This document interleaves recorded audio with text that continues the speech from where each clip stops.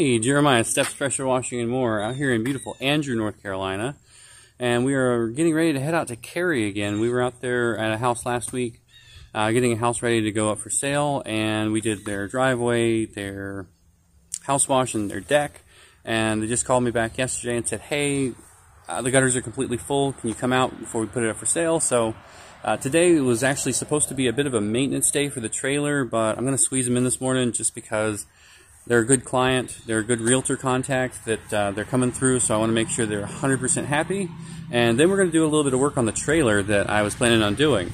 We are going to actually be finally adding a buffer tank. So hopefully we can get the buffer tank. I'm going to remount the hose reels. I had one of them come off yesterday, and it's just the maintenance on the trailer is falling a little bit behind. I want to get caught up before we really get going for this fall season. So hang tight. I'm going to actually take you guys out. I'm going to go to Agri Supply and the local pressure washing store to get some supplies. While I'm there, I'm going to fill up some of my bleach tanks, and we're gonna make a day of it. Hang tight. All right, so we are all set up on job number 1. We've got that 24-foot pretty much as far up as it can go. We even have the feet extended, the leveling feet down here. So I'm going to get on up there. I'm going to see if I can get this cleaned out and move around to the back where hopefully it's not quite as high.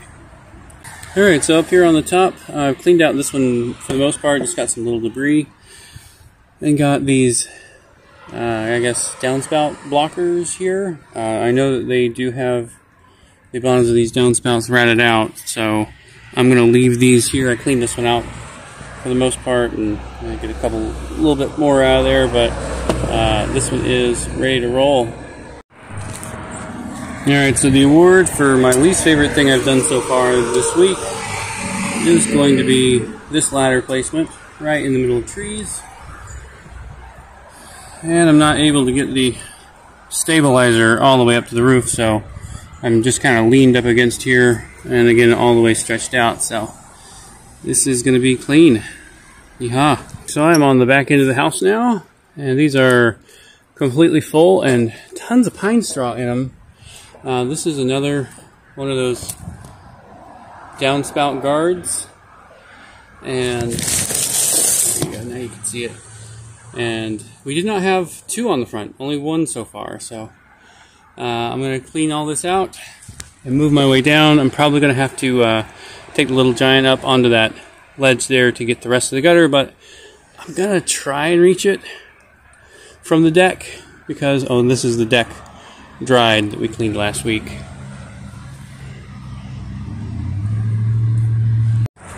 Alright, so this ledge here is not actually, I'll turn you around here. This ledge here is not actually tall enough for me to fit the little giant up here. It is actually too tall to go up here. So I am cleaning this out the old-fashioned way over my head, and then inspecting with my phone camera to make sure that I got all the debris.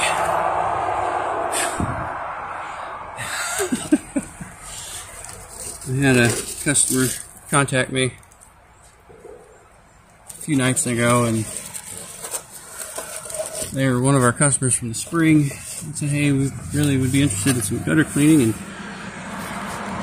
I gave them a price, and I said, we'll think about it. And they got back to me the next day and said, there's absolutely no way I'm going to pay you that. It's not worth it. I'm glad I don't charge $50 to do this. Alright, we are all done here. I got all of the gutters cleaned out. Those ones here on the front were quite a pain, but not too bad. Did our ground cleanup, so it's ready to roll and ready to sell. Really, we did everything we did on this house, so I'm pretty excited to see this one hit the market and hopefully get a referral or 2 out of it. I'm going to take my frog tape off.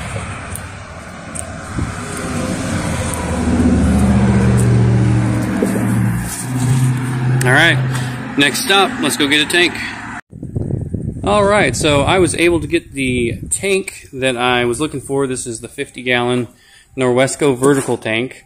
Unfortunately, they did not have a Hudson float valve at the pressure washing store I was at, but I was able to get the manifold here for the out. So I've got a few more parts I need to get before I can finish up this project. But this is a project I can do today. This is where my pressure hose reel was mounted. It came off yesterday, so I'm going to go ahead and remove these screws. I got some bolts and washers and nuts, and this is actually enough to remount this one and my inlet. This is the in water. It came loose a while ago, and I've kind of got it on there with a ratchet strap. So we're going to go ahead and remount that properly. Unfortunately, this is $35 worth of bolts and nuts, and I'm going to probably bring this up next time somebody tells me that I charge too much for my services, because things are just getting pretty ridiculous when this is $35 just for the hardware to mount a hose reel to your trailer. Alright, hang tight, we're going to get this thing back on.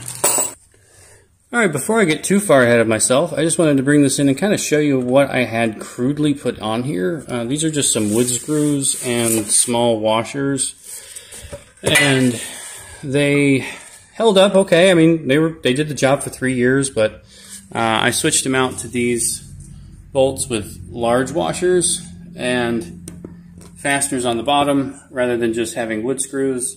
It also mounted much easier, and you know, this is how it was supposed to be done in the first place, so I'm finally getting around to doing it correctly.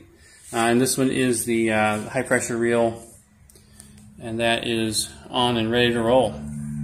So I'm working on the inlet reel where I've got all the garden hose.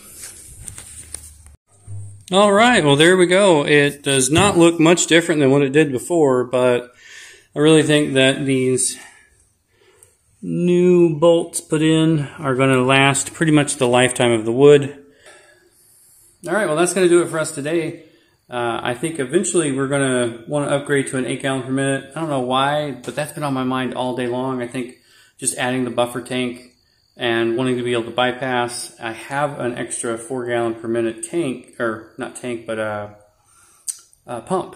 I have an extra 4 gallon per minute pump that I've just had sitting in my garage. It does have a bypass line installed on it already, and I'm thinking when we put the buffer tank in, I'll upgrade the pump over to the one with the bypass line, and I don't know, maybe even do a gearbox. But then, if we spend all that money on the gearbox and everything else, maybe we should just get an 8 gallon per minute. But I don't know. We're going to see how this goes. I mean, money's definitely a factor. We spent a lot more today than I wanted to, just because everything is more expensive than it used to be. You know, $35 on a couple bolts and some washers and nuts. You know, a couple $100 for the tank. And I think this was like $150 at the pressure washing store. So this is, you know, it's going to be worth every penny of it, I'm sure. We're not in the business of a hobby. This is a business. So if it is keeping us going and keeping us making money, it's worth money to spend on it. And I definitely will agree high quality products are the way to go. I mean, I did have some wood screws holding these reels in for the past couple years, but I think that getting something of good quality, if you're going to be doing this professionally, you got to spend a little extra money because it's going to get used and abused. We did not get super far ahead. I wanted to actually make some progress on the trailer, do a lot more reorganizing, but that might have to wait for winter time. I've got a huge November coming up, so this will at least keep us from dropping our hose reels on the side of the interstate, and it'll keep us going another day. That's going to do it for me, guys. Y'all be safe out there.